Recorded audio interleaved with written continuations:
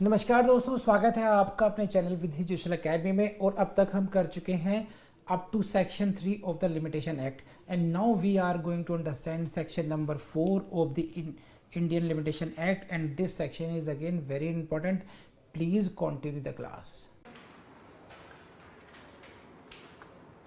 देखिए section 4, where the prescribed period for any suit, appeal or application expires on a day when the court is closed. Situation क्या है?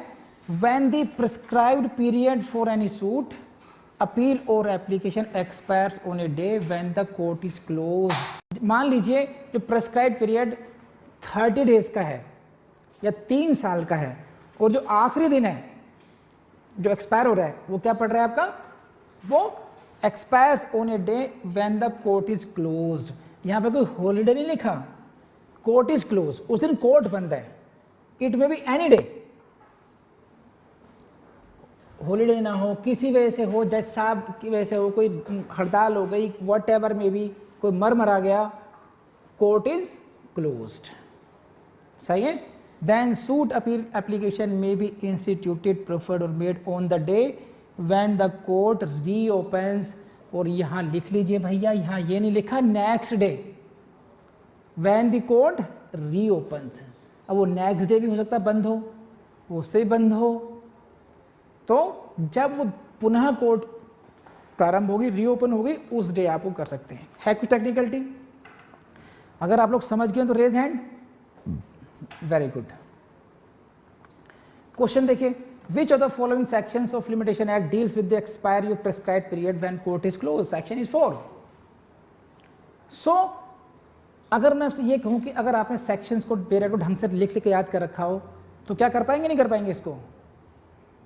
क्यों मैं कहता हूं आप 100% परफॉर्मेंस दे सकते हैं? इसलिए कहता हूं कि it is in your hand. 3 page पर पूरा पीरियड सिमट जाता है। 3 पेज का मतलब है कि आधे घंटे में आप पूरा पीरियड लिख सकते हो उसको एक बार। तो डेली एक बार ब्रेक लिख डालिए, हो गया जुडिशरी एग्जाम, खत्म बात। इंतजार कीजिए किस दिन की वैकेंसी आ रही है। क्यों? ऐसा ही होगा। You are going to become जज one day.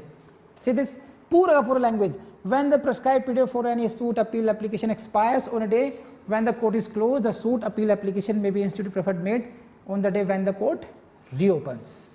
Same. Now come to explanation. This is important for you. A court shall be deemed to be closed on any day within the meaning of this section if during any part of its normal working hours it remains closed on that day. It is partially closed हो, partially नहीं हो, तब क्या होगा? समझ रहे हैं बात? जैसा आप कहीं भाई देखो बिफोर लाइन तुम बैठे थे, कहाँ से बंद थी? आप हो गए सर मैं तो बाद में आया था, तो पहले क्यों नहीं आया? एक्सपायरी डे था। एक विवाद हो सकता है। When on the same day court is partially close and partially open, तब क्या होगा?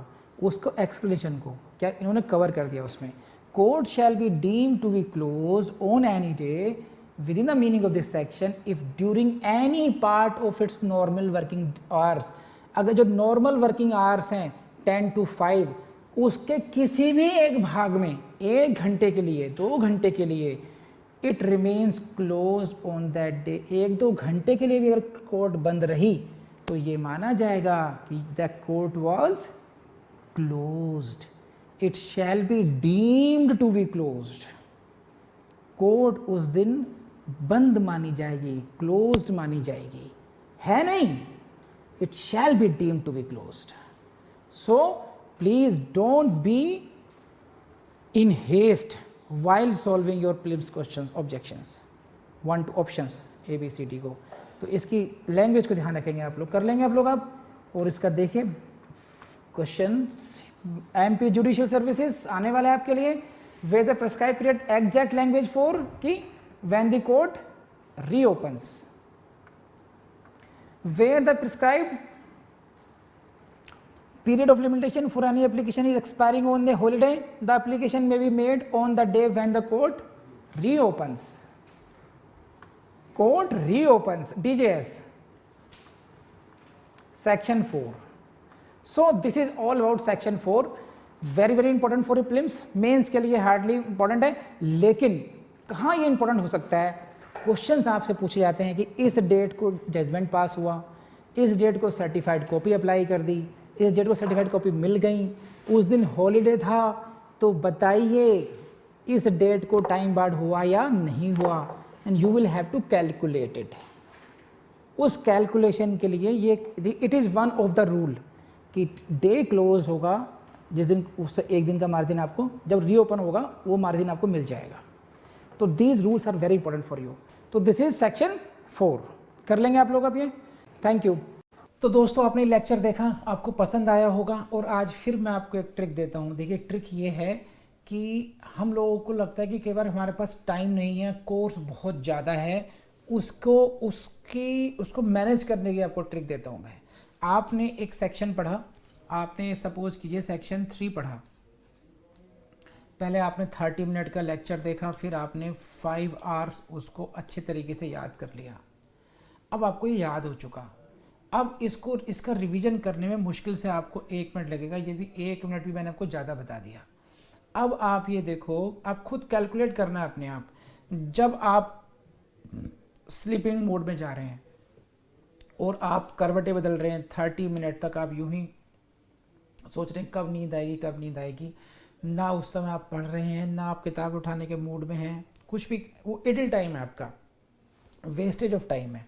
उस समय आप सेक्शन 3 को रिवाइज करना शुरू कर दीजिए। उसी तरीके से आप सेक्शन 4 को रिवाइज करना शुरू कर, मन ही मन में, जैसे लोग भगवान का नाम लेते रहते हैं ना, आप ऐसे ही सेक्शंस का नाम लेते रहिए। कुछ नहीं है तो उनके मार्जिनल नोट्स को याद करते रहिए, और ज़्यादा अच्छा कर चुके हैं तो कंटेंट को याद करते रहिए। तो आपको ऐसा लगेगा कि यार मेरी knowledge day by day upgrade भी हो रही है और बहुत कम टाइम में हो रही है, टाइम वेस्ट भी नहीं हो रहा है। तो ये ट्रिक जरूर अपनाइएगा आप। Thank you very much.